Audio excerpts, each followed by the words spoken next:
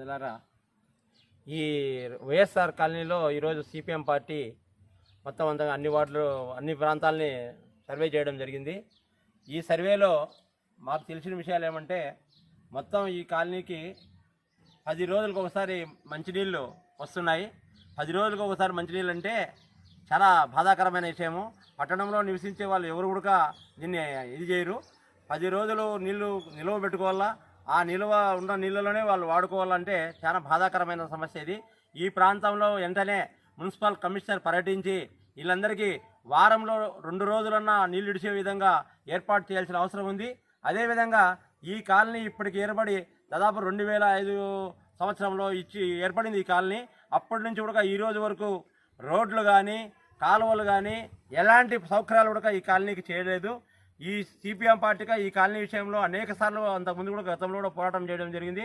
ఇప్పుడు మళ్ళీ కూడా ఈరోజు సిపిఎం పార్టీగా ఈ వార్డులో మొత్తం పర్యటిస్తే మొత్తం అన్నీ కూడా చాలా దారుణమైన సమస్యలు ఈ వార్డులో ఉన్నాయి. కాబట్టి వెంటనే మున్సిపల్ కమిషనరు స్పందించి ఈ వార్డులో తిరిగి ఆయన మొత్తం ఈ కాలువలు దీనికి సంబంధించిన సమస్యలు పరిష్కారం చేయాలా. అదేవిధంగా మంచినీటి సమస్యని వెంటనే ఇది కాక సమ్మర్ టైము, ఈ సమ్మర్లో 10 రోజులకు ఒకసారి నీళ్ళంటే చాలా బాధాకరమైన విషయము.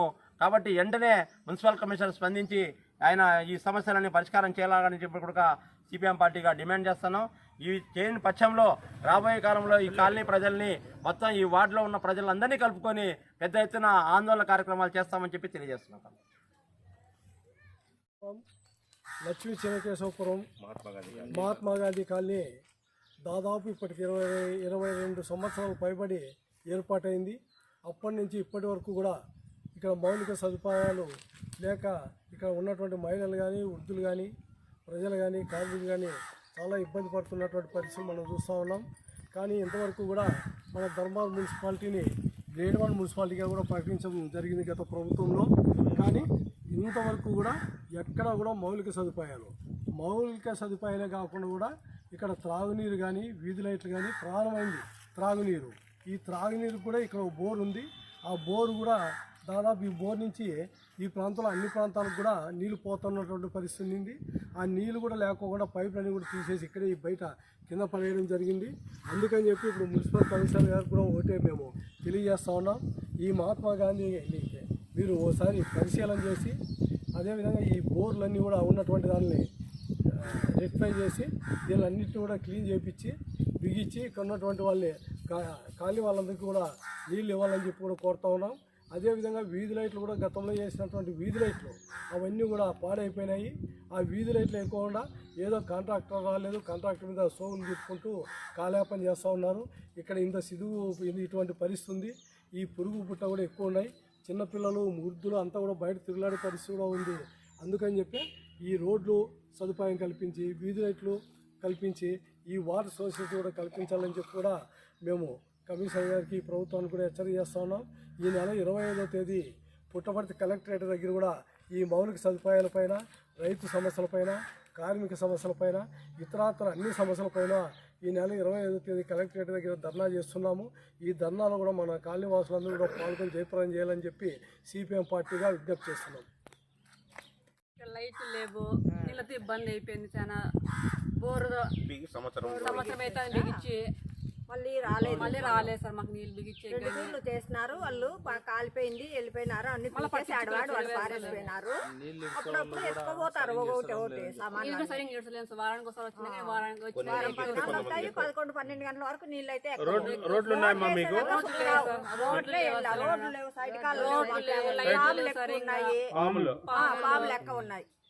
వీధి లైట్లు వేసినారు, కొన్ని తావులు పోయినాయి, వెళ్ళిపోయినాయి, అవి వేయలేదు. ఇంకా ఇంతవరకు వీధి లైట్లు వేయలేదు.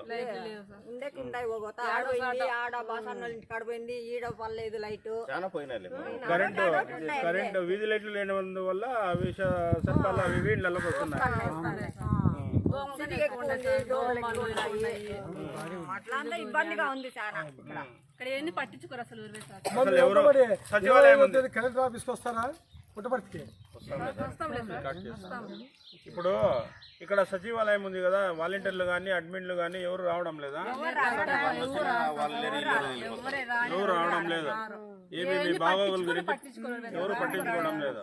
వచ్చేది కానీ అడిగేది కానీ ఏంది పట్టించుకోరు. ఇది సచివాలయం రిజర్వ్ సైడ్ పార్క్ ఈ పార్క్ మళ్ళీ కాంపౌండ్ వేసి మొదలు పెట్టినారు.